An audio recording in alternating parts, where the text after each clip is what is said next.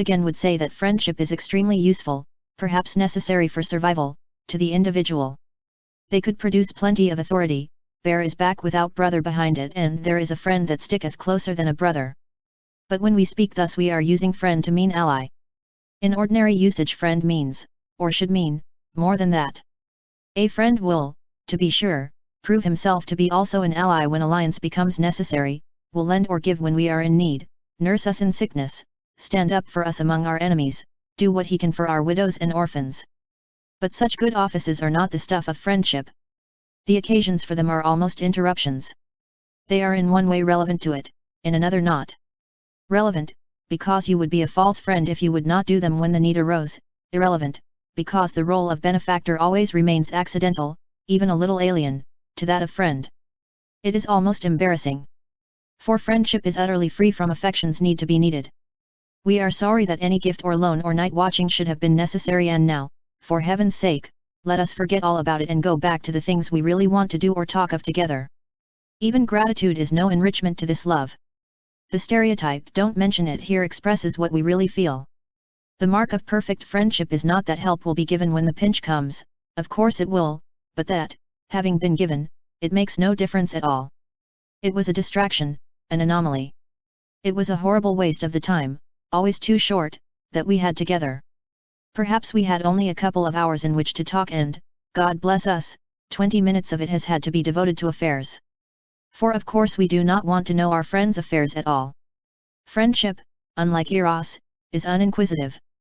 You become a man's friend without knowing or caring whether he is married or single or how he earns his living.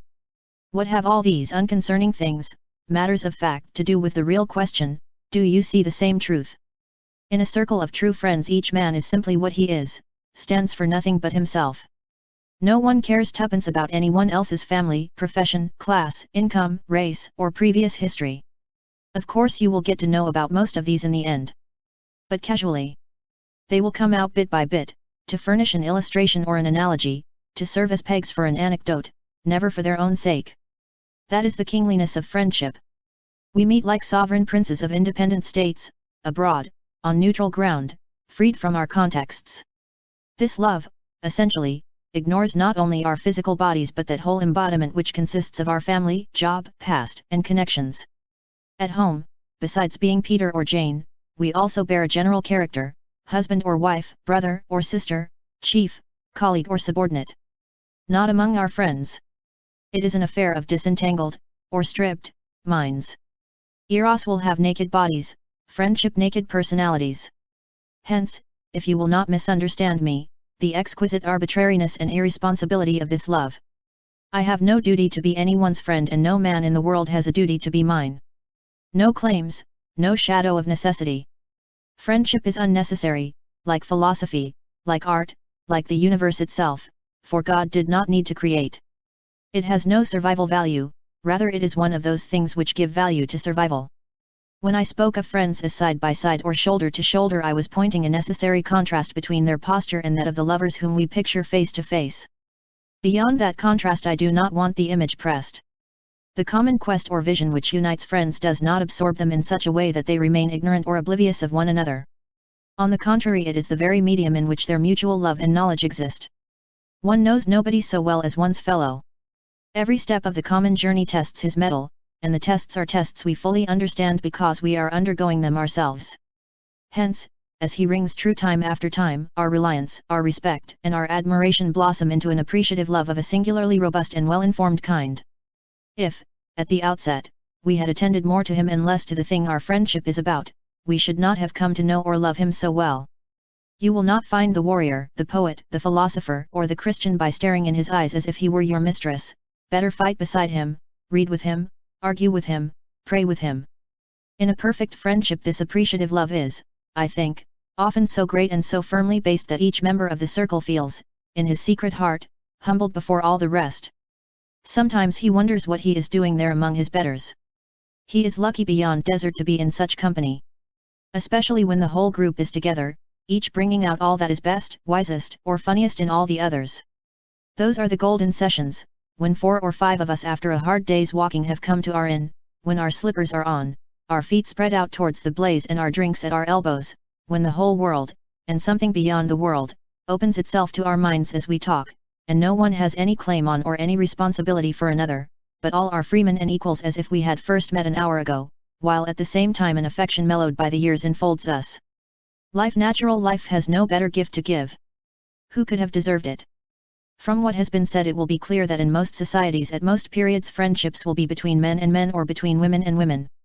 The sexes will have met one another in affection and in eros, but not in this love. For they will seldom have had with each other the companionship in common activities which is the matrix of friendship. Where men are educated and women not, where one sex works and the other is idle, or where they do totally different work, they will usually have nothing to be friends about. But we can easily see that it is this lack, rather than anything in their natures, which excludes friendship, for where they can be companions they can also become friends. Hence in a profession, like my own, where men and women work side by side, or in the mission field, or among authors and artists, such friendship is common. To be sure, what is offered as friendship on one side may be mistaken for eros on the other, with painful and embarrassing results. Or what begins as friendship in both may become also eros. But to say that something can be mistaken for, or turn into, something else is not to deny the difference between them. Rather it implies it, we should not otherwise speak of turning into or being mistaken for. In one respect our own society is unfortunate. A world where men and women never have common work or a common education can probably get along comfortably enough. In it men turn to each other, and only to each other, for friendship, and they enjoy it very much. I hope the women enjoy their feminine friends equally. Again, a world where all men and women had sufficient common ground for this relationship could also be comfortable. At present, however, we fall between two stools. The necessary common ground, the matrix, exists between the sexes in some groups but not in others. It is notably lacking in many residential suburbs. In a plutocratic neighborhood where the men have spent their whole lives in acquiring money, some at least of the women have used their leisure to develop an intellectual life, have become musical or literary. In such places the men appear among the women as barbarians among civilized people. In another neighborhood you will find the situation reversed. Both sexes have, indeed, been to school. But since then the men have had a much more serious education, they have become doctors, lawyers, clergymen, architects, engineers, or men of letters. The women are to them as children to adults. In neither neighborhood is real friendship between the sexes at all probable. But this, though an impoverishment, would be tolerable if it were admitted and accepted. The peculiar trouble of our own age is that men and women in this situation, haunted by rumors and glimpses of happier groups where no such chasm between the sexes exists, and bedeviled by the egalitarian idea that what is possible for some ought to be, and therefore is, possible to all, refuse to acquiesce in it. Hence, on the one hand, we get the wife as school marm, the cultivated woman who is always trying to bring her husband up to her level. She drags him to concerts and would like him to learn Morris dancing and invites cultivated people to the house. It often does surprisingly little harm. The middle-aged male has great powers of passive resistance and, if she but knew, of indulgence, women will have their fads. Something much more painful happens when it is the men who are civilized and the women not, and when all the women, and many of the men too, simply refuse to recognize the fact. When this happens we get a kind, polite, laborious and pitiful pretense. The women are deemed, as lawyers say, to be full members of the male circle. The fact in itself not important that they now smoke and drink like the men seems to simple-minded people a proof that they really are. No stag parties are allowed. Wherever the men meet, the women must come too. The men have learned to live among ideas. They know what discussion, proof, and illustration mean. A woman who has had merely school lessons and has abandoned soon after marriage whatever tinge of culture they gave her, whose reading is the women's magazines and whose general conversation is almost wholly narrative, cannot really enter such a circle. She can be locally and physically present with it in the same room. What of that? If the men are ruthless, she sits bored and silent through a conversation which means nothing to her. If they are better bred, of course, they try to bring her in. Things are explained to her. People try to sublimate her irrelevant and blundering observations into some kind of sense. But the efforts soon fail and, for manners' sake, what might have been a real discussion is deliberately diluted and peters out in gossip, anecdotes, and jokes. Her presence has thus destroyed the very thing she was brought to share. She can never really enter the circle because the circle ceases to be itself when she enters it, as the horizon ceases to be the horizon when you get there. By learning to drink and smoke and perhaps to tell risque stories, she has not, for this purpose, drawn an inch nearer to the men than her grandmother. But her grandmother was far happier and more realistic. She was at home talking real women's talk to other women and perhaps doing so with great charm, sense, and even wit. She herself might be able to do the same. She may be quite as clever as the men whose evening she has spoiled, or cleverer. But she is not really interested in the same things, nor mistress of the same methods.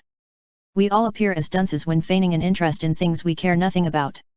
The presence of such women, thousands strong, helps to account for the modern disparagement of friendship. They are often completely victorious. They banish male companionship, and therefore male friendship, from whole neighborhoods. In the only world they know, an endless prattling jolly replaces the intercourse of minds. All the men they meet talk like women while women are present. This victory over friendship is often unconscious. There is, however, a more militant type of women who plans it. I have heard one say, never let two men sit together or they'll get talking about some subject and then there'll be no fun. Her point could not have been more accurately made.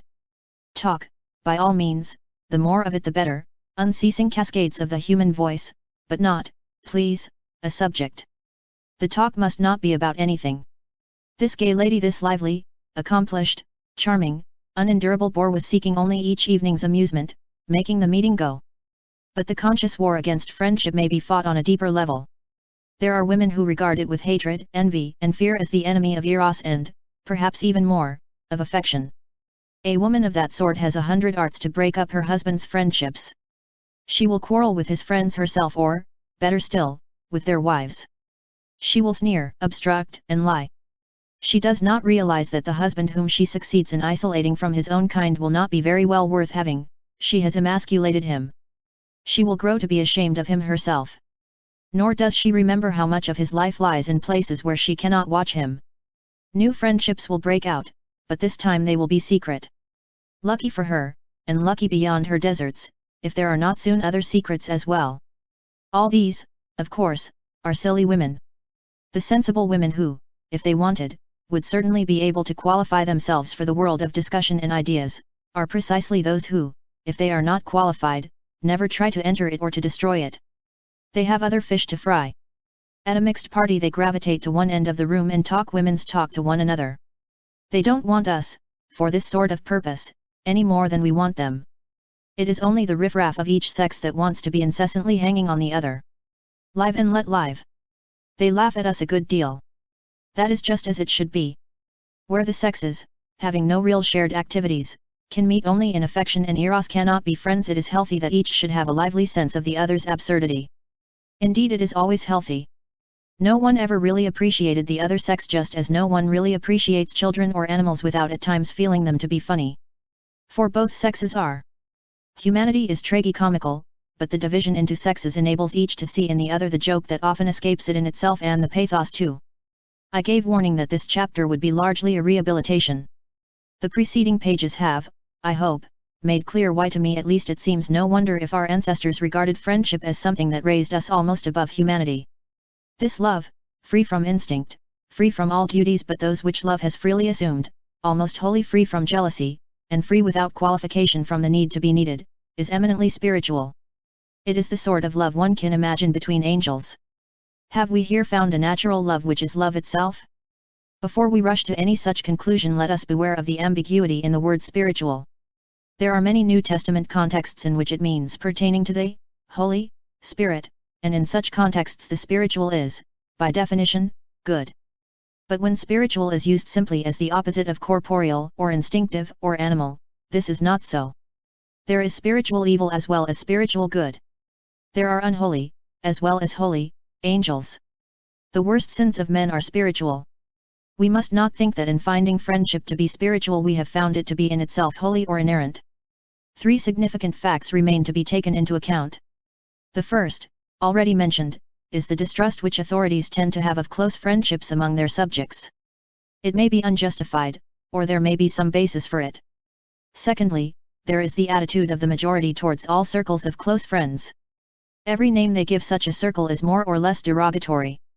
It is at best a set, lucky if not a coterie, a gang, a little senate, or a mutual admiration society.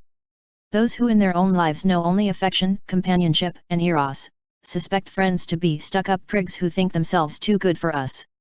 Of course this is the voice of envy. But envy always brings the